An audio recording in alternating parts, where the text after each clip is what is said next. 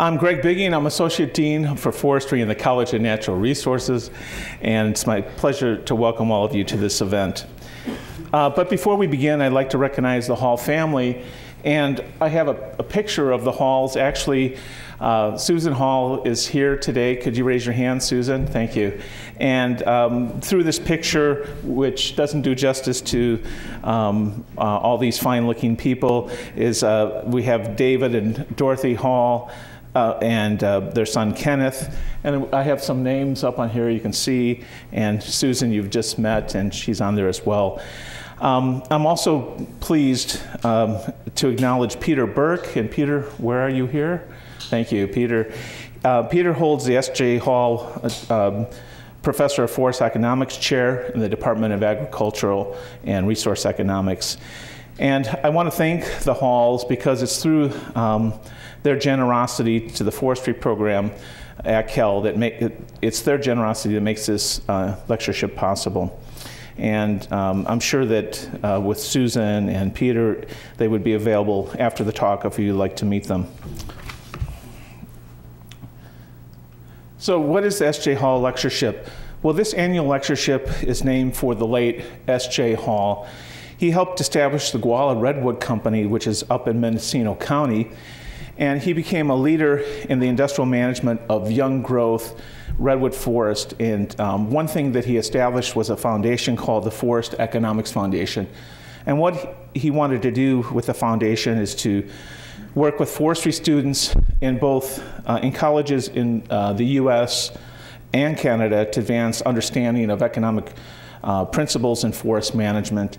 And this is the genesis of the lectureship, which we have been holding since 1969. And now it's my pleasure to introduce David L. Godwin, our distinguished speaker. David is over here on my right. He holds a BS in physics from Pepperdine. He's a California born and raised, and then he went on to get his master's degree in geophysics from Texas A&M. Mr. Godwin began his professional career in 1980 as a geophysicist with Tenneco Oil Company. Then he went on to become a project geophysicist and wound up as an international geophysicist with the Union Pacific Resources Company. In 1993, he moved to EOG Resources, and they are one of the largest independent oil and natural gas companies in the U.S. And in 1996, he became Division Exploration Manager for EOG Resources. Then in 2002, he took a new avenue in that he joined the forestry sector at Weyerhaeuser as Director of their Mineral Resources. And then in 2007, he got a new assignment. He became Weyerhaeuser's Biofuels Project Manager. His current assignments, and he has quite a few of them, is that he's the Vice President of Minerals and Energy Products at Weyerhaeuser.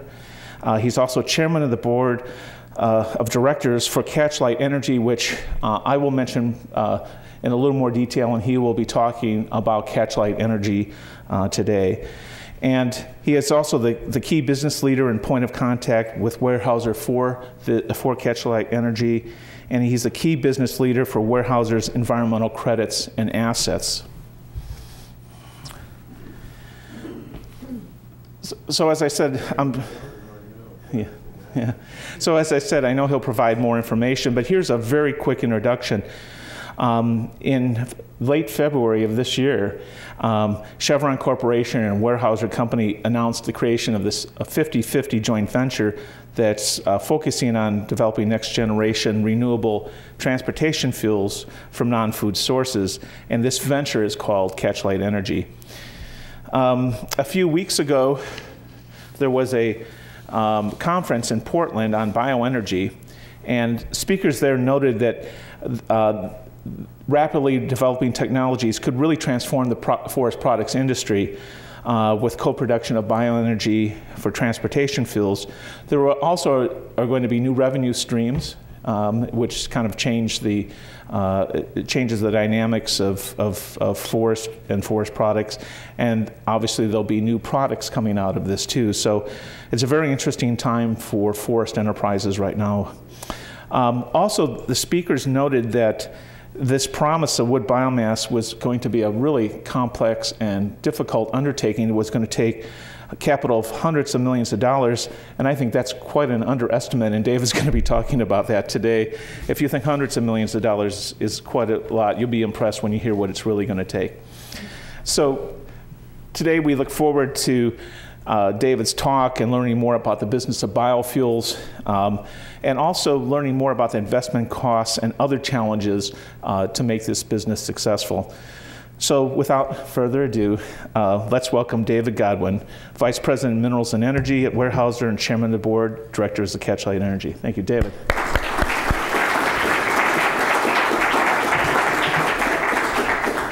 Thank you, David.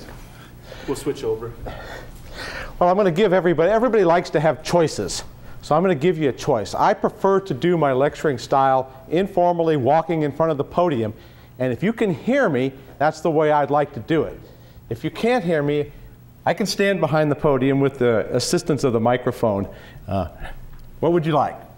Walk around. Whatever you want. Great, great. Well, thank you very much for the opportunity to speak to you today.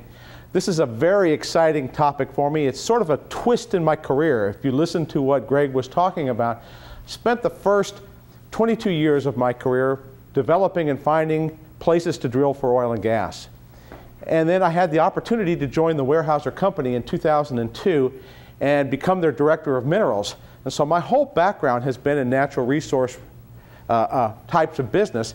But I had an opportunity a couple years ago to lead Weyerhaeuser in the negotiations and the development of Catchlight Energy.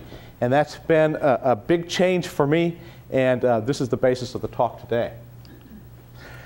This is an agenda of the topics that I'm going to cover. I'm going to talk a little bit about the demand for renewable fuels by the nation and by states and by people, and what effect that has on why there is a business opportunity. I'm going to talk a little bit about framing the challenge of the opportunity. How big is it, and what is it going to cost? You know, what is the scope and breadth of this as we look forward? Each segment of this value chain, both in the upstream, which is the procurement of the biomass, the midstream, which is the conversion of the technologies to make cellulose, take cellulose and make an ethanol or a synthetic crude, and then the downstream component, which is the blending, refining, marketing, and distribution, all have challenges associated with it. So I'm going to spend a moment talking about what are some of the conditions that frame this opportunity and how are they related to each other. At the end of the day, we are going to have to address, as an industry, as a nascent industry, trying to build this, all of the public concerns that are associated with biofuels. And so how are we going to do that, and what are some of the things that we need to talk about? And then finally, I'm going to outline what do I believe are some critical questions that have to be answered before there will be a commercial biofuels industry. Finally, I'll talk about what is Catchlight Energy about, why was it formed, why does it make sense, what is its value proposition to the public that's different than maybe what some other people are doing. And then finally, I'll summarize by giving you my prognostication looking out into the future of what I think the future of biofuels is going to look like.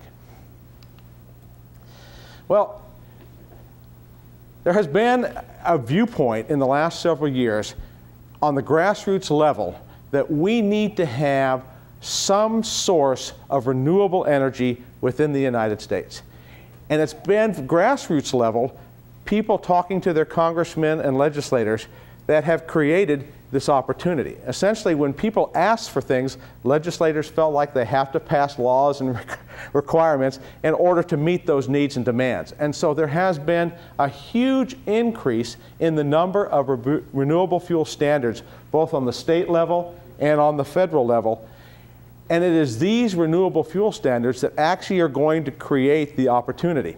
Now, because they are being driven by public demand, if we do not address the public's concerns, that demand will go away, and those mandates will go away, and the opportunity will vanish. So we have to convince people that we have a good answer that is worth their support. Let's talk about the federal mandate, because that is really one of the key drivers that led us to believe that a cellulosic biofuel business could be viable. Essentially, in late 2007, an energy bill was passed that had some renewable fuel standard mandates in there. And this is a diagram of it. Essentially, the historical projection is 2008 and beyond, and we're looking at history of the cellulosic, corn-based ethanol on this side of the graph right through here. And you can see that corn-based ethanol, in terms of billions of gallons of fuel, has risen from about 2 billion gallons in 2000 to about 5 to 6 billion gallons in 2007. And then you hear this great debate that started. What are we doing to the food supply by taking corn out of the food supply and putting it into the energy cycle? The mandate says that this thing can grow and that corn will level off at about 15 billion gallons a year. And by the year 2022, the mandate says is that we need alternative energy or alternative transportation fuels of about 36 billion gallons a year. The interesting component to myself is that there is this green wedge in here that represents the growth of 16 billion gallons of cellulosic ethanol. And that is the value proposition that I think that Weyerhaeuser's interested in and that led to the formation of Catchlight Energy. So in 15 years from now, we want to be producing 16 billion gallons a year of cellulosic ethanol, and it doesn't take too many people to tell me how many gallons are we producing today? 0. That's an incredible buildup. That is an astronomical challenge to do that. To give some perspective, the U.S. transportation fuel market in 2007 was 140 billion gallons of gasoline and another 80 billion gallons of diesel. So total was 220 billion gallons. So if you look at what this mandate is, that mandate's 36 billion gallons. That's roughly 15% of the usage in 2007. So you think to yourself, can we replace 15% of our fuel use by renewable fuels in the next 15 years? That's really what frames the standard. Well, let's talk about what is it going to take to do that. And I'm just going to focus in on the cellulosic component. Here are some rules of thumb that people who are in the business right now feel are good cost estimates, good estimates of what we can be doing right now. We're thinking that if we could get at least 10 tons of biomass off of an acre, that's a pretty high yield, okay? And from a ton of biomass, you can make about 100 gallons of a fuel. And most people believe that a commercial facility is about 100 million gallons per year. So to supply one 100 million gallon facility, you're going to need 100,000 acres, each of them producing 10 tons. And the cost of that facility, no one's built one yet, but the estimated cost to build these facilities is between $300 to $500 million for one facility. So to meet the federal mandate of 16 billion gallons a year, you're going to have to build 160 facilities costing at a minimum of $80 billion and take up 16 million acres to source the biomass from that. That's a huge challenge to do in the next 15 years. And this number of 80 billion just includes the capitalization to build the facilities. That doesn't include any upstream equipment you have to buy, trucks and haulers to move the material out. It doesn't include any pipelines to move it. It doesn't include any additional refineries that may have to be built or blending facilities to do that. So that's a very conservative number. Nobody is going to invest this level of capital and this launch on a trajectory this big without some expectation that at the end of the day you're going to make a little money on doing this. So let's talk about what components, what are some of the key elements of the upstream sector? Where are the sources of biomass that we're going to scrounge together and pull together to create this feedstock to put into these conversion facilities? Well, one source that we think about is, post-cut, after we do a clear cut in an area, there's material like slash, there's stumps left over, and there's other residuals. Maybe we could go around and collect all that material after the harvest and haul it all in and bring it. There's understory components. You've got a row of trees, and in between that you have a lot of things that grow out there. And maybe there's some biomass in the understory, under the canopies, that we could collect and bring forward to supplement some of that biomass. You can go to our mill systems and look at the manufacturing and look at sawdust and hog fuel and bark and all of the things that aren't used in the construction of lumber and collect all of that up, and that might be a source that you could have to create this. In the pulping process, to create paper, to create pulp, to create cellulose fibers, you break apart the biomass into its components. You got cellulose, hemicellulose, and lignin. Right now, lignin represents about 1/3 of the biomass in a plant, and typically all we do with it right now is we burn it in a boiler, trying to get rid of it. Lignin looks an awful lot like a hydrocarbon if you look at its chemical composition. Are there some chemical processes we could take lignin, which is one of our byproducts right now, a waste product, and convert it into something useful? And then the last thing I'm going to spend quite a bit of time talking about in the future slides, what about planting something out in the forest lands that would be a purpose-grown energy crop, like a miscanthus or a switchgrass or something? Whenever you talk about this, though, the key economic things you have to consider are, what volume can you find? You got to move that volume from the field to some processing facility, so transportation becomes very, very critical. And then what's the timing of it? You know, we're not harvesting all the time. You know, we are in some parts, and some parts we're not. And so what's the timing of the flow of this biomass, and where is it going to be available? And then finally, can we do this in a sustainable manner?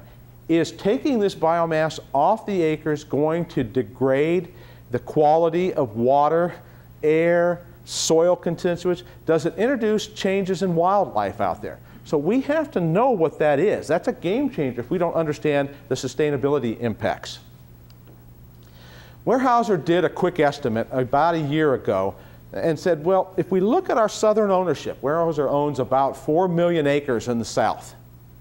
And if we look at our southern ownership, how much volume could we get off from some of those sources? So we looked at harvest residuals, and we said, gosh, we could probably get about 130,000 acres a year that we harvest off of that. And we could probably get 6 to 12 bone-dry tons off of each of those acres. On our stumps, if we went and pulled up old stumps, 130,000 acres a year, an additional 2 to 4 tons per acre. There's the pre-thin understory. There's the post-thin understory. There's first thinnings going through there. When you add it all up, we access on an annual basis, in Weyerhaeuser's southern ownership, about 700,000 acres, and we can get an average of about 7.6 tons per acre. So that's about 5 million tons of material a year just off of cleaning up from our operations. And that's 5 production facilities. So we've got to start. But Weyerhaeuser and Chevron, being 2 big companies, would not go into this unless we could really make it scale, if it was really something big for us. I mean, our goals are bigger than that. So the next thing we want to talk about is, well, what if we planted some additional material out there and harvested that? And so I want to talk a little bit about purpose-grown energy crops. There's a lot of research going on in the agricultural world looking at characteristics of switchgrass, miscanthus, energy cane, sorghum, and there's all kinds of genetic work going on. How do we get better yields on an acre basis? How do we make these things more drought tolerant? If you think you had a production facility that needed a certain input on an annual basis, and you planted enough out in your field to supply that, and then 1 year or 2 years you had a terrible drought and your yield was 25% of what it was during the normal periods of time, you still have to feed your conversion facility monster. What are you going to feed it? So drought tolerance, maybe there's an area outside of this that we can plant these things that are more tolerant to cold weather. So there's a lot of research going on improvements of these characteristics for these crop quality. Weyerhaeuser had the idea, and it's not unique to Weyerhaeuser, but it was an aha moment for us, is we have gone to what our forestry practices are. We call this vision forestry in the South. And essentially, it's a wide row spacing between our trees. And we did that for a couple of reasons. First reason is there was less ground to prepare. In other words, we put more trees in the row and less in between the rows. And we spaced the rows out to 20 feet apart so that the preparation cost on each acre went down. In addition to that, it was wide enough that we could drive mechanized equipment through that to thin, prune, fertilize, and spray our vegetation control. And so it was less hand intensive. You could move through it faster. So the wide row spacing became really interesting. But as soon as we opened up the wide row spacing, things began to grow in that space. The understory doubled and tripled in volume from what we had seen before. And there's a variety of things that are growing in that understory, some of it native grasses. So our concept was, well, between the rows of our saw timber, why can't we have that space occupied by an energy crop? Where's the ideal place in the US to grow an energy crop? Well, those types of material need a longer growing season. So the southern latitudes make sense. They need high temperatures, lots of sunlight. The Pacific Northwest with its clouds and rain and cold is not a great place for an energy crop. You need moisture during the growing season, so you need a wet, humid environment. And consequently, the South turned out to be the ideal area. If you are going to do this, that's going to be a place that it makes sense to do that. And when I show you in a few slides down where our ownership is in the South, you'll see why the aha moment hit us. So the economic considerations, if you're going to put an energy crop out there in between your rows of trees, what are the things you need to think about?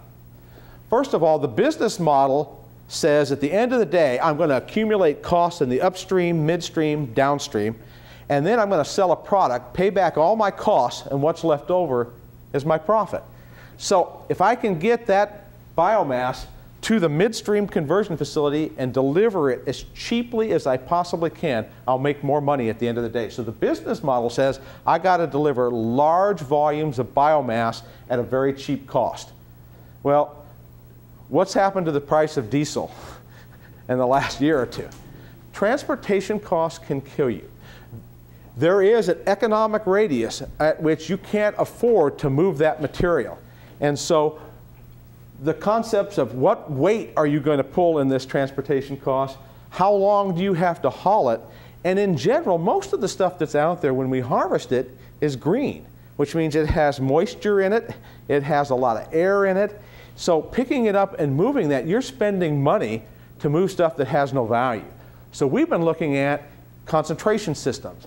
Maybe we chip it in the field. Maybe we grind it into a dust. Maybe we go out there and put small pellet plants that are portable that you can move from site to site to site to condense this material, to remove the water from it, and make it easier to haul around.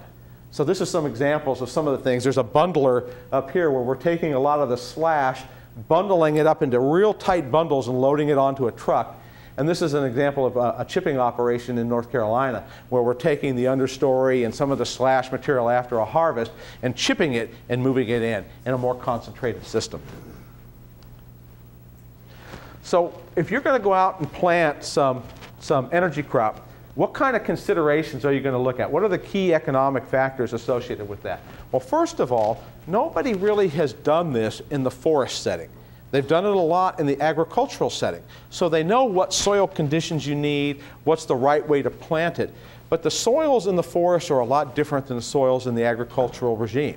And so how much site preparation can you get away with? You could go all the way to the point of making it look like agriculture if you wanted to at a horrendous cost per acre to do so. Or you can come through and try to do it in a cost-effective way. So site preparation, the cost of the seed itself, the planting cost to do that, the harvesting costs, the transportation costs, and if you have to store it. And so what we're targeting, and a lot of people are using this kind of as a rule of thumb, a target that we would like to be able to get to, is if we could deliver all of that material at a cost of about $50 per ton, which adds, you remember my 100 gallons per ton, adds 50 cents per gallon of costs onto your factory.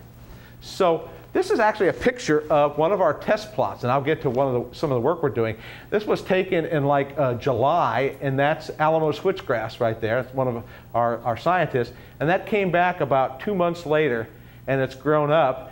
This is the same field after it was harvested, and then I was actually out there about a month ago for the second year, and it's up about here, and it's much thicker. So the establishment process of 1 to 2, 3 years, and we're looking at what kinds of yields we can get off of that.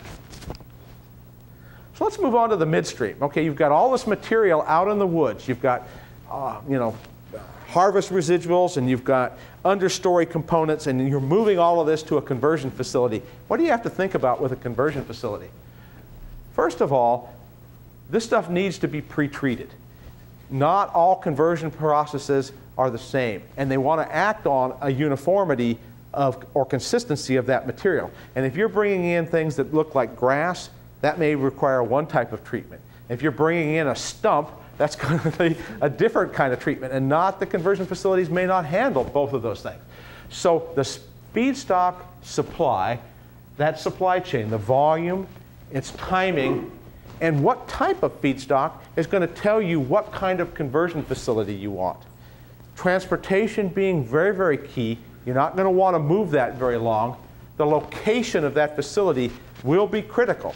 You have to locate it close to the source of the biomass, but you also have to be close to the market because you don't want to transport it from the conversion facility to the market very far unless you have a system that produces a byproduct that is compatible with the existing infrastructure that can move through pipelines or move through the refineries as they exist. So you're going to match that conversion technology to the feedstock, and then you have to think about market and product issues. Where am I going to sell it? And am I selling an ethanol, or am I selling a synthetic hydrocarbon that's been from biofuels or from biomass? So that's important considerations when trying to determine what conversion technology you want, where you're going to put it. This is a summary slide. I saw a slide that was put up by a scientist that was about that big and that wide and had 400 lines of all the different paths and conversion technologies that exist. And essentially, those of us who are the businessmen and laymen want to know what are the ones that really seem to make some sense. And so I just kind of summarized some of these technologies. There are a lot of existing technologies for converting cellulose or biomass into chemicals and products. But they're all being done, for the most part, on the bench scale or laboratory scale right now. There are biological processes to do this. There are chemical catalytic processes, and there are thermochemical processes. And a lot of research is being focused on finding the best or most cost-effective process. What are you going to make? Are you going to make an ethanol? Well, that's probably one of the easiest things to make because you can take the sugars that are in cellulose, ferment those sugars, and create ethanol. It's not a complex process to do that. That's probably why the first things that we're seeing in biofuels are ethanol-based. It's an easier thing to do than to create a synthetic crude. But associated with ethanol, ethanol is a blending component. You know, we don't have cars in the US that run 100% ethanol. Consequently, they're going to blend it. And right now, the blending standards are about 15% is all you can put into a standard gasoline without needing some kind of change in the engine. And until that happens, you could have a lot of ethanol. You're just not going to have anybody who you can sell it to. You're going to have an oversupply of that. Ethanol creates transportation issues. It's corrosive to the existing interstate pipelines that move crude around. And so we're going to have to come up with technologies to either solve that problem or lay a whole new infrastructure to move ethanol around through a pipeline. So it's only transported either by barge or by truck. And the cost of diesel is going to limit how far you can move that. And it doesn't stay blended forever. So you have to blend it very, very close to the marketplace. You can't blend it and ship it anywhere. So it has to be close to your end markets. The crude or the hydrocarbon solution is a much more complicated solution to do it, but it has some advantages in that you can use the existing transportation systems in order to move that material around.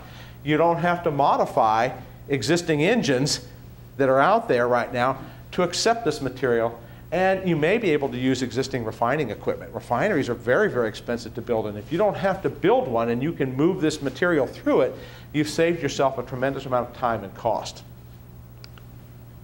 So let's talk about the economic considerations in the midstream conversion area. The business model, again, I add up all my costs, I sell something, what's left over is my profit. So it's based upon the lowest cost conversion technique to take that biomass to a liquid transportation fuel. Considerations that affect the markets are how robust is your technology? And what do I mean by that? Is that technology that runs 24 hours a day, 7 days a week, 365 days a year? And does your supply of biomass match that? Is it a very robust system, or is it very sensitive? If you go to an enzymatic process, which use microbes or uses an enzyme to convert, that enzyme has to be fed every day. And if you're feeding it a herbaceous grass that you're mowing once a year, where do you store this material in the off time? And how do you continue to feed that process? So having something that's very, very robust allows you to keep the system running.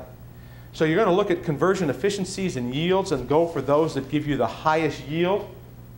You're talking about, I did already, the timing and supply, how far you have to move it, so how close are you to the refining and the end markets. And we're targeting, and most people are thinking this is a reasonable conversion technology target, if we could convert, say, cellulose or biomass to a transportation fuel at a cost of about $1 to $1.25 a gallon, we're doing really, really good. So that's kind of a target that people are putting out for themselves as being a benchmark of we're getting closer to commerciality. So we have the downstream components. Question is, are you bringing in an ethanol or are you bringing in a hydrocarbon? Do you need to do some additional refining and blending with that? And if you do you have the equipment to do that? So is that compatible with the biofuel you're bringing in? Are the enzymes going to react, are the catalysts in your catalytic converter going to be able to work with the impurities that are in the synthetic crude that you've developed? So is it compatible? Most people don't know this, but maybe the people in the room do. Gasoline is not a fungible commodity. You can't have an oversupply in the South and just move it up here to the north or to California and sell it. It is very regulated. You have to meet all kinds of MTB requirements, clean air requirements, emission requirements. They vary by region, they vary by state, and they vary by time of year. So you just can't make this product and sell it anywhere. It's made for a specific geography, and it has to match all of the clean air requirements that are associated with that. So you've got to match the incoming fluids with what you're trying to sell and make sure that your fuel meets all the specifications for performance and standards. And then you've got to get it to the gas station where someone's going to fill up and pump it. And you've got to identify that this is a green opportunity, otherwise you get no credit all the way back upstream for the things that you're trying to do. So the branding and selling to the end user is very, very important. This is where most people interact with oil companies, is at the pump and the price of it. So where are the biomass sources? Where are the conversion plants relative to the guy who drives up and fills up his car? Because that's where the sale actually takes place. That's where you get paid for all of the work back upstream. That's where you accumulated all of your costs up till that point. And are you going to make money by selling it to the consumer?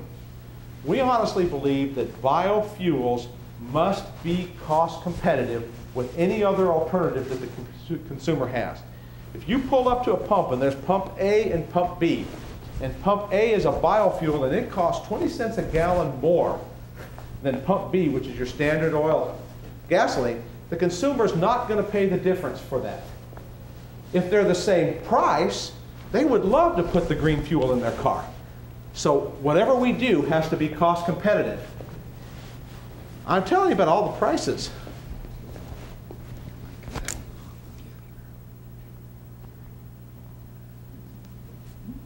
Thank you. All right, so I'm telling you that because of that, you have to be cost competitive. Because of that startup cost of making this business, the billions of dollars of investment that we have to have strong transportation fuel prices. Because if gas goes back down to $2 a gallon, nobody's going to make any money doing this. It's a lot of work, and it's going to die, and it's going to stop. And we're not going to have renewable fuels.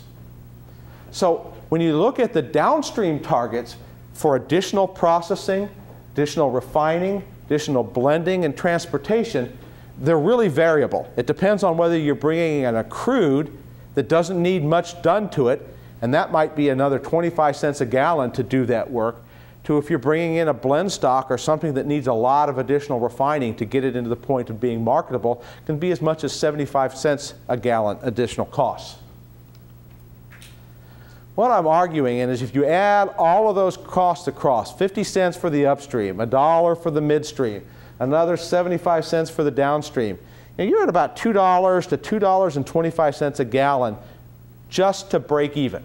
That's not to make a profit or a return on anything that you've done. $2 a gallon is equivalent to $84 a barrel. So if oil prices drop below $84 a barrel, none of this makes any sense whatsoever. So our fuel price is going to stay up high enough? Are there going to be subsidies to mandate that? How is that going to play itself out? What we're finding out is that vertical integration, having the combining the upstream, midstream, and downstream into one integrated value chain is going to be the way to do this. What's happening is we're finding companies who have great ideas in the midstream area. They have great technology, but they don't have access to biomass. So they go to the bank and they say, and this is different today than what it was a few weeks ago, but they go to the bank and say, we've got this wonderful idea and we want to build a plant and we need $500 million to build that plant. And the bank says, well, yeah, that's a really good idea and we'd like to participate in that with you. Will you show us your supply agreement for 20 years and your offtake agreement for 20 years so that we know you're going to sell enough material to pay back our investment in you? So they're trying to tie up biomass on the cheap for 20-year commitment, and they have to either go to the federal government or the state government, and we know how easy that is to get agreements to pull mass off of biomass out of that. They have to go to private landowners, and there's only a few of us out there that have enough resources for them to even be interested in, or you have to go to 10,000 different private landowners and make individual supply agreements with each one of those. The markets are very inefficient right now. And what we find in inefficient marketplaces is that value and costs move around depending on the supply-demand. So you can see different parts of that value chain getting squeezed dramatically. We had a huge drop in ethanol prices in the Midwest this last winter. Why? There was no way to move it out of the cornfields where it was being generated. They put their conversion plant right there next to the cornfields. But there aren't enough cars out there at a 15% blend to take all of the ethanol that they produced. There's no pipeline they can ship it to. The only thing they can do is put it on a truck, and so they had a glut of ethanol in there. And so a lot of people lost a lot of money last winter in the ethanol market out there because they weren't fully integrated and didn't think about all three of those components making sense from a value chain point of view. So value will flow to different segments. And I put this chart on here to show you that in the last 18 months, this is a projection, ethanol has been selling around $2.40 a gallon. And look where kind of our break-even point is. It's not a very robust value proposition at this point in time. We have to do better on these costs if we really expect to make some money. And then I said the game changer. The game changer is if we don't address public concern, they're going to call their congressman and say, you know, that biofuels thing I told you about a few years ago, that's a bad deal. I don't want to see any of that. And all of the mandates will go away. So what is the public concerned about? Well, they are concerned that we have, as a nation, a renewable energy source. And that's very important to us. We want to try and reduce the imports of foreign oil and have more control over our own economies. But we're only going to be able to do that if we can prove that it's done in an environmental sensitive manner and that we use that biomass and can show that it can be produced in a sustainable manner. We're also going to have to demonstrate that the promise of carbon neutral is the reality of carbon neutral, that these fuels truly are carbon neutral. We have to solve the food versus fuel debate, and I think the intercropping idea in forest land clearly delineates a line for that. We've got to talk about land use changes. Traditional forest lands look a certain way. And if you start putting an energy crop in there between the rows of trees, it's going to look a lot like agriculture. And there's a lot of rules and regulations for forest land. That's got to change. We have to look at how that's going to change the land use and what impacts is that going to have on the quality of the air, water, and wildlife in that area. And then again, I pointed out, it has to be cost competitive with the alternatives that you have. Carbon neutral, it's a big promise. Theoretically, you can see that if you burn some biofuel grown in a sustainable manner, it releases carbon into the atmosphere. At the same time, you've replanted that same stock of field, and it's absorbing carbon and growing at the same rate as the stuff that you produced it. You kind of have a feeling that maybe that's a neutral situation. But that's not been proven scientifically. And so this is significantly important. Climate change and carbon neutral is really important to the public, and it gets to our license to operate and be able to do this. We're going to have the scientific research to establish that that is a valid assumption, and that purpose-grown energy crops are a solution to that.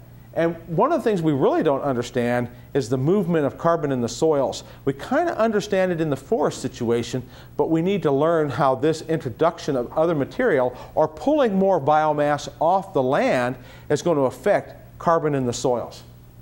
And then how is this going to be treated if there is a cap and trade system put in place where the emissions of carbon are capped? And is this going to be treated as a carbon neutral? Is it going to be treated as a carbon benefit? The legislation around that is in flux right now. So, you know, it's a big promise, but it's got some work to figure out whether that's going to be important. And then finally, I think we have to do whatever we do in a sustainable manner. I think that we have demonstrated, and a Weyerhaeuser company spent a lot of time and energy in getting their forest lands certified by third party that we administer and manage in a sustainable manner. And that means that we look at and we understand forest soils, the products that come out of them, the water quality, the wildlife habitats, the soil productivity, and the cultural use on that. And so we need to continue to take the sustainable standards and sustainable management practices we have put in place for forestry and move that into the biofuels arena and convince people that we are having the same level of stewardship and the same non-effect on the environment. So here's the critical questions I think that have to be answered to understand whether this is going to be viable in the future. First of all, from an environmental aspect, is this a sustainable business model? Is this something that can be repeated year after year after year on a long-term basis? Where are these massive volumes of biomass going to come from to get to commercial scale, and can they be delivered in a cost-effective manner? That's a big question right now. What happens to the cost and conversion efficiencies when we move from the bench and laboratory into the pilot stage, into the full commercial plant? There's not been a research that hasn't done the pilot stage doesn't tell us a whole bunch of new information that we didn't know. When you go to scale, a lot of learning has to take place. What are we going to be selling? Are we going to be selling a blend stock, or are we going to be selling a product that can go directly into your gas tank? And if it can, how does that take advantage of the existing infrastructure? Where will this product be sold? How will it be transported? And will it be competitive with the alternatives that we have? So let me tell you, we're going to switch gears a little bit. I'm going to tell you a little bit about this this was the framing that led us up to the thought process that maybe there's an opportunity for two companies like Weyerhaeuser and Chevron to get together to create a business. Okay? Catchlight Energy was formed in February of this year, as Greg told us, and its vision really was to look at taking two major companies, combining our strengths to make second-generation biofuels. And the concept we have is we're going to look at this all the way from the seed to the sale of the biofuel, a complete value chain perspective. And its mission is to process forest and intercrop material from non-food sources to make cellulose, make clean, burning, sustainable biofuels. We're initially focused in the US and Canada. We're only going to do it if it's a large commercial scale. And we want to meet the mandates, which is the marketplace that's going to open up to create this opportunity. So why Chevron and Weyerhaeuser? Remember I told you transportation is important. You don't want to move things very far. Well, this is a map that shows our ownership in green. here in the Pacific Northwest, here in the South, and those blue dots are Chevron refineries and terminaling facilities. The South makes a big bullseye right there. A coincidence between the land and the downstream terminaling facilities. So what strengths do each parent bring to this particular joint venture that we have? Weyerhaeuser is world-class in its knowledge of the production of saw timber and timber crops. We have expertise in harvesting and hauling, transportation, logistics, raw material, and manufacturing facilities. Specifically, we know a lot about forest soils, about post-harvest preparation, management of trees and the understory underneath it. We know how to fertilize. We have some proprietary intellectual property around fertilization and how we do that. We understand growth and yield, how that's going to play itself out over time so we can make estimates of when financial maturity occurs. We have studied for a long time the environments in our forest systems, and we understand water, wildlife, and soil issues. We are experienced, our forest and mill system is experienced in moving large volumes of biomass. We move thousands of tons of trees every single day in our system, and we understand the logistics and procurement systems. Chevron brings global refining. They operate 18 huge refineries. They process 2 million gallons a day of crude oil globally. They are a huge supply and trader. They market. They manage markets in 90 different countries. They are good at branding things and creating value through their branding. And they have a whole variety of additional products through lubricants and other things that are going to come out of the refining process. They're going to be byproducts associated with this biofuels. These people have experience in marketing and moving these things around. So if you're thinking of an integrated value chain with the upstream component being managed by Weyerhaeuser, the downstream component being managed by Chevron, and Catchlight Energy, the joint venture between the three, you've encompassed that. So what work is going on right now? We are doing intercropping field tests right now. When you look at our wide row spacing right here, and you look at the space between the trees and the understory that's growing in that right now, can't you imagine having some energy crop or some grasses growing in that too? Well, we are doing intercropping trials right now.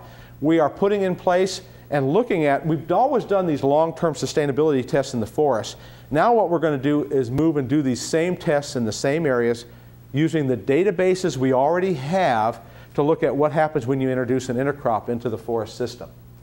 We're combining our knowledge, not surprising. If you look at what Weyerhaeuser thought of the biofuels business, coming from the upstream and the growing and the biological side, and you look at Chevron coming from the refining and marketing side, the downstream component, and their view of biofuels business, it was entirely different. And bringing those two into a single viewpoint is extremely important. There's a lot of synergy and understanding that's going on right now. So we're combining the knowledge of both companies from the intellectual property point of view to create this. So since the formation, we've developed a long-term, very excellent strategy. We have a completely integrated business plan for the next several years. We've identified critical paths that are going to be game stoppers, and I've alluded to some of them. Sustainability. Can we do this in a sustainable manner? Scalability. How big can we make this thing? What are the critical good pieces of technology out there that either we have or someone else has to do the conversion? So we have initiated, we've identified the critical elements, we've initiated research programs along those, and we're in the process of securing the people and resources in order to execute those plans. So the future of biofuels. Policy is being written today. The definitions, there's a huge fight on what a biomass is.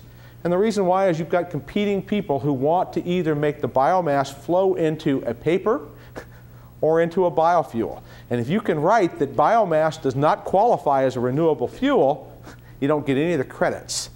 And so there's all kinds of policy debates going on right now as to what qualifies and what doesn't. There's timelines and targets being set. Are they realistic, are they soft, or are they hard? I think the public concerns must be addressed.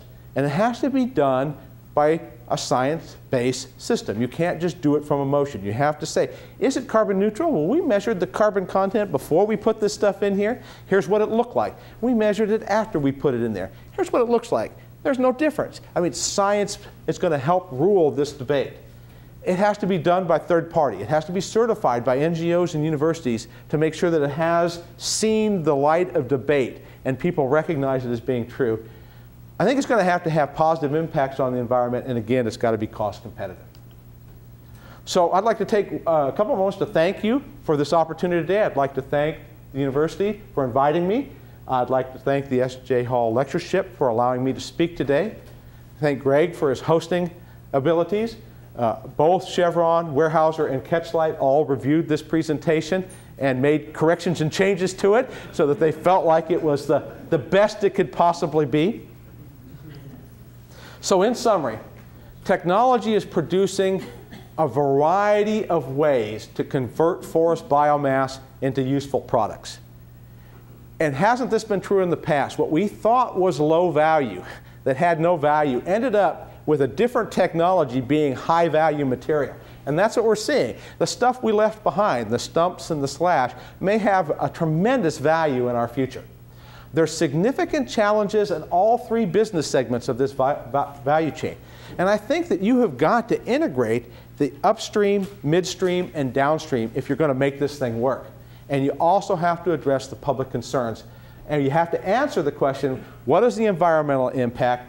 What is the potential land use? And are you messing with the food system? And finally, not all biofuels projects are the same. Sometimes when you think people about biofuels, people think, oh, you're going to go in Brazil and you're going to cut down a rainforest and you're going to plant sorghum, or you're going to plant sugarcane, and you're going to make biofuels from that. Not all solutions are the same, and we as the public have to say, well, wait a minute, there are other solutions out there that don't get into the food chain. There are other companies that are going to do it in an environmental manner. Let's not close the debate out and say that all biofuels are bad.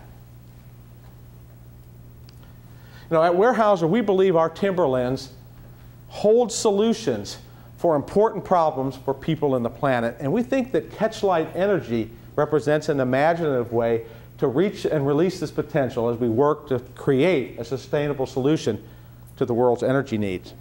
So what's the future of biofuels? I'm a humanist. I believe that it boils down to individual creativity and genius. I think that people solving problems, I have been amazed at the groups I've worked with, how ingenious they can be in terms of the challenge and meeting it. And so I say, to accomplish great things, we must not only act, but we also have to dream and think about what could be. Out-of-the-box thinking. And not only plan, we have to believe in it too. So I appreciate the opportunity to speak to you today. That's the end of my prepared comments, and I'd be happy to take any questions that you may have.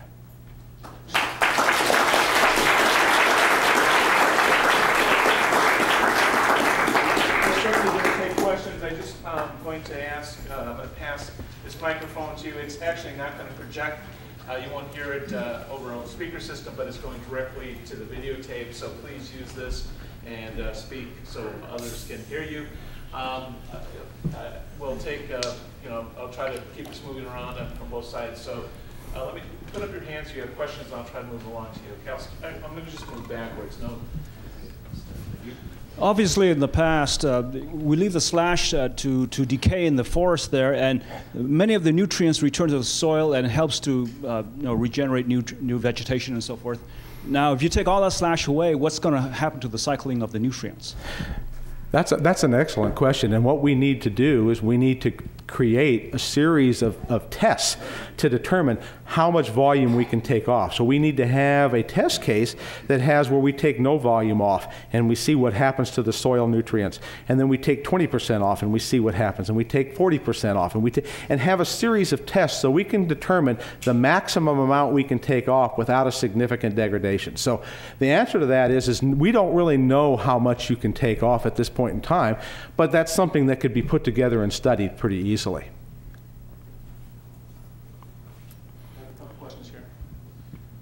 Hi. You said carbon neutral several times. Could you just please clarify? Because so long as you use some sort of, you're using fertilizers, you're transporting the feedstock, you're using energy to convert it. So long as all these are supplied by fossil fuels, you're never going to be carbon neutral. I think a more realistic goal is probably less carbon intense than the other other like gasoline or diesel? Just to clarify. Ask me the question one more time. So you said carbon neutral. Yes. You probably are never going to be carbon neutral, right? Because you're going to there's always some fossil fuel in your supply chain, like harvesting fertilizers just made from coal or gas and so on. So you're never carbon neutral. Probably you're targeting less carbon intense than gasoline. Is that right? I think that's a good way to phrase that, yeah.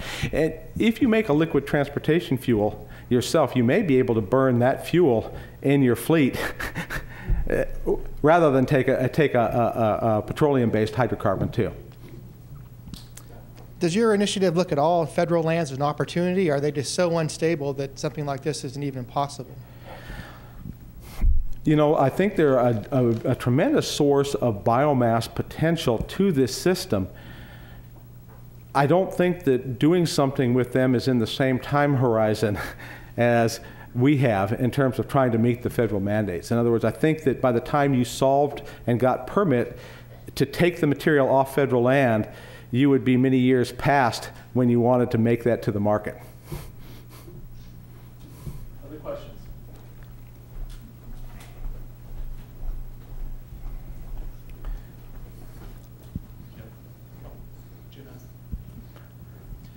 Do you have any plan to generate electricity instead of just burn as a fuel? I spoke today predominantly of biofuels, but Weyerhaeuser looks at the world of biomass in three components, and we're looking at business opportunities in all three components. Liquid transportation fuels, or a liquid solution, solid fuel, which has to do with pellets, or power generation from the burning of that, and then a chemical joint venture. And so we're looking at different companies in all three arenas to use our biomass. And so yes, power is part of our consideration for our future. It's not part of the mission for Catchlight. Catchlight is strictly because we partnered with an oil and gas company, a liquid transportation solution. But Weyerhaeuser has other initiatives going on within it and talking to other partners at this time for power generation. Those of us who have been in the forest investment community have seen biomass or biofuels as a potential means of making use of slash and byproducts of forest management. What you describe here is something that is far beyond that. I mean, it changes land use, that you have to grow different forests for this than you do simply for pulpwood or lumber.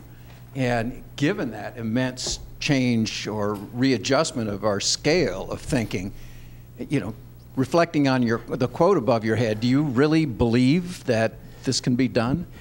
The honest answer to that is it's going to happen in stages. You know, the old adage I always give people who look at a huge problem is, how do you eat an elephant? And the answer is one bite at a time. And so if we can make it work with the slash that's out there, with the existing system, if we can find a way to procure that and bring it in cost effective and have a small scale opportunity, we're going to do that first. And if that looks pretty good to us, we're going to take the next evolutionary step of saying, how do we enhance that? How do we improve that? So it's not going to happen from where we are today to that vision that I painted out there in one fell swoop. It's going to happen over the course of time, and each step's going to have to be successful or encouraging for you to want to take that next step.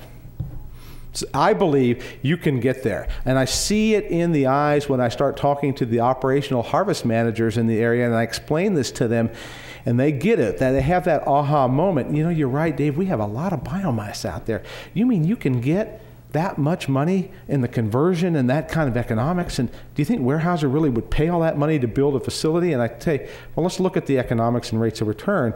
And being the good businessmen that they are, the light bulb goes off and they say, okay, we have to figure out a way in the future to make something like this happen. And so it's kind of a revolutionary kind of concept of how we think of things and that's going through. It seems to me that one of the key issues in the middle segment of the conversion technology is, what is it you're going to be making? What do you see as the key variables for making that decision, and how far away are you from getting answers to those variables? That's a good question. I think that you got to learn to walk before you can run. And what I mean by that is that creating an ethanol is an easier process than creating a synthetic crude. And the technology to do the ethanol conversion is very close at hand. And I think you're going to see commercialization of that in the 2 to 3 year time frame. I think that the conversion to a crude that will go into the existing systems is a 5 to 7 year kind of time frame window. And so I think what's going to happen is the first few plants are probably going to be a conversion to an ethanol type of opportunity, with the research still continuing, because I think it's so cost effective to do it with a conversion to a synthetic crude because of the existing infrastructure, that to get to the big scale is going to require that kind of breakthrough. And that's kind of the time frames in our minds we're thinking of. I have the question, okay, to reach these time frames in the mandate, you're going to have to produce processing facilities maybe 2 to 3 times faster than has historically been done. And so when fast development means you run into problems like lack of machine tools, et cetera, and prices go way up, and then you destroy your margin. So how are you all looking at this? That's a great question. And we don't have an answer to that yet, because nobody's built one of these things, and we don't know how much they're going to cost. But it does scare us to think that to reach that federal mandate, just in general, and it wouldn't be all just one company building this, but to build 160 facilities in essentially 15 years, sometimes it's going to take you 5 years just to get the permit to build it. So what kind of build out does that look like, and what kind of capitalization is that going to take? It's a pretty astounding set of numbers. And a real tough, supply and demand. If you need steel, and you need a certain type of steel, and you need a certain type of equipment, you can't just go buy that at Walmart. It has to be made somewhere, and it has to be customized, and it takes time to put all that together. So that is a key concern. Yes. Have you looked at the urban waste stream, where vast amounts of material being mostly composted, but instead of having to gather the material, it's being gathered for you? So that's one part of the first part of the stream is already costed out. We actually have looked at that. The problem with that is that the large sources of urban waste are very, very concentrated. Now, it is around population centers, so that makes it an advantage. The material in there that you pull out, there's some processes that allow you to pull out fibers, cellulose fibers out of that, and there are some conversion technologies that allow you to convert that. I guess our initial reaction to it is that it looks really, really interesting. It doesn't look as scalable to us as other opportunities, due to the fact that you really would want a big facility, like a big city like San Francisco or LA might be great for that.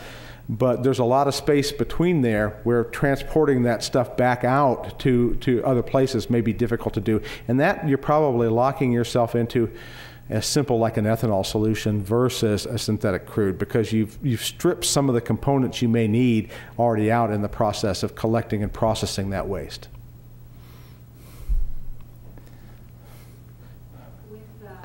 Hi, over here. Yes.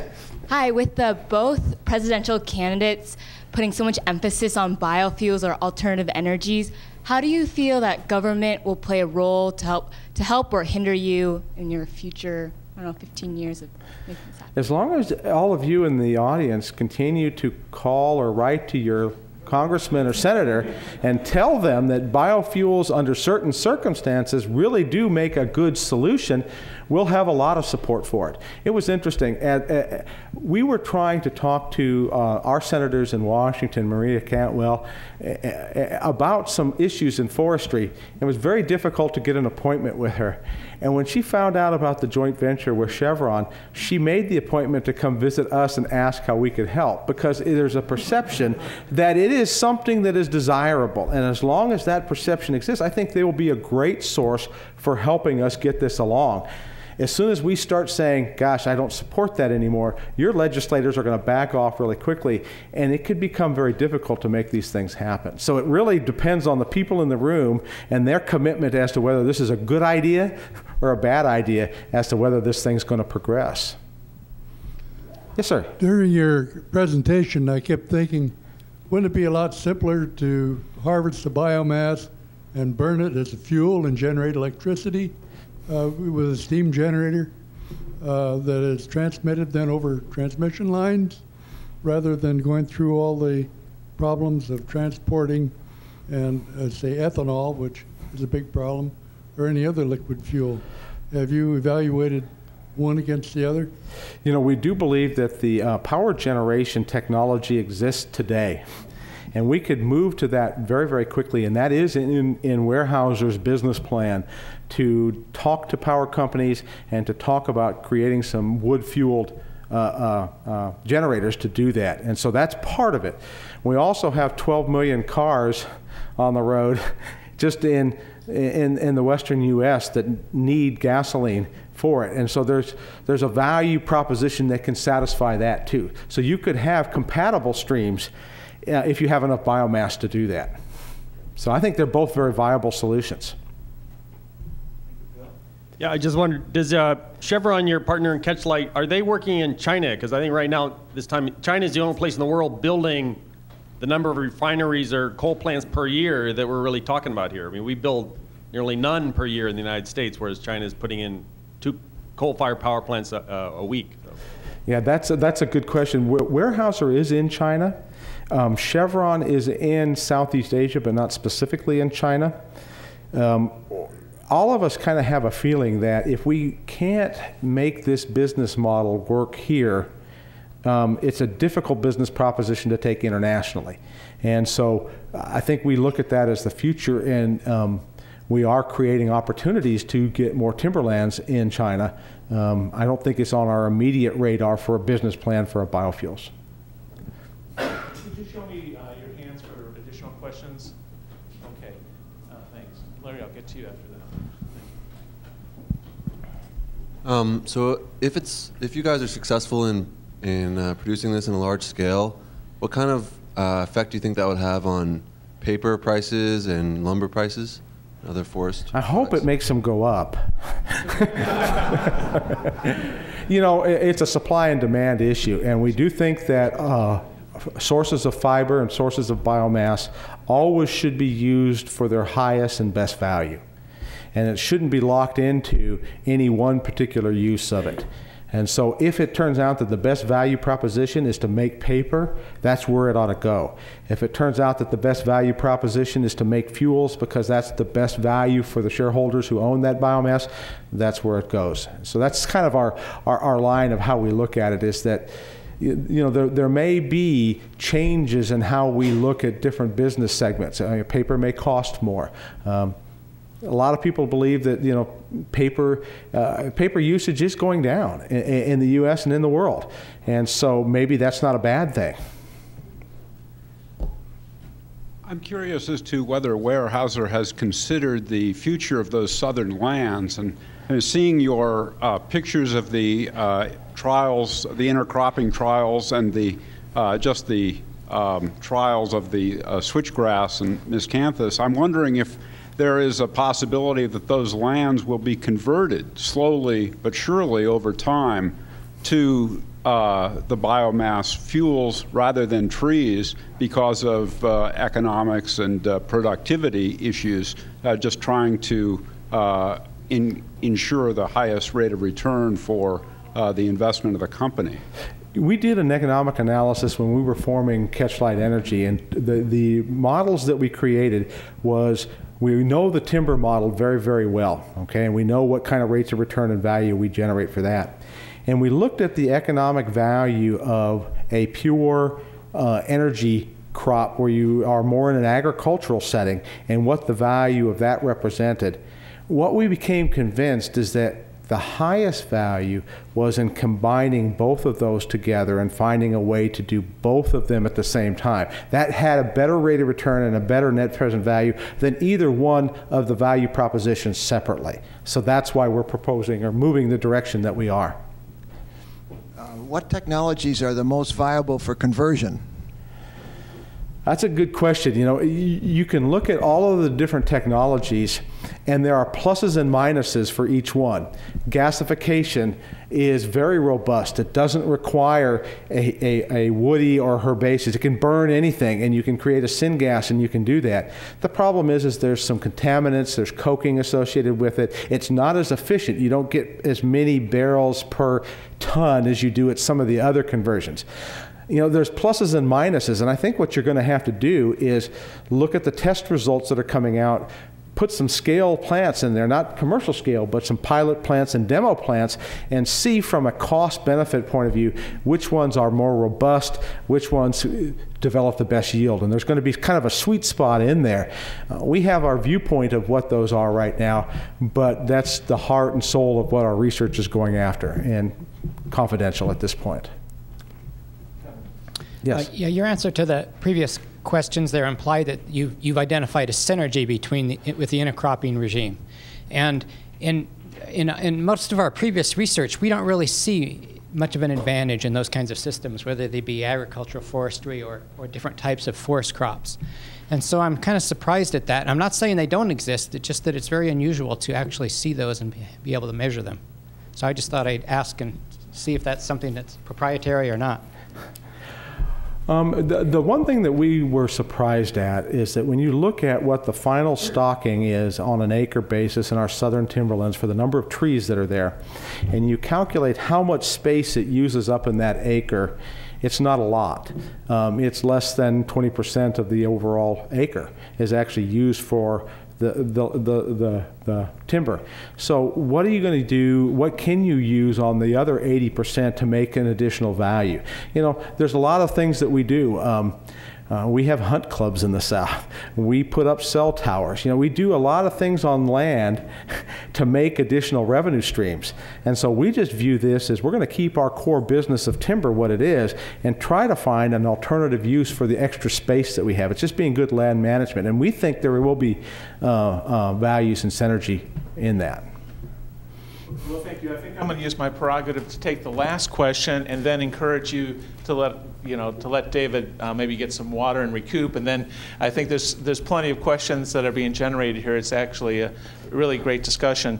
The last question I wanted to ask you is a quote from Don Paul, who's Chevron Chief Technology Officer. And he said last year that it probably takes close to $3 billion in 15 years to take a new fuel concept from the lab to industrial production.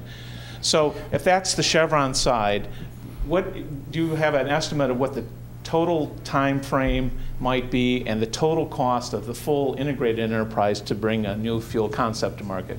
Are you talking about for the Catchlight value proposition? Yes, let's limit it to that. Thank you. Yeah, you know, essentially we were thinking that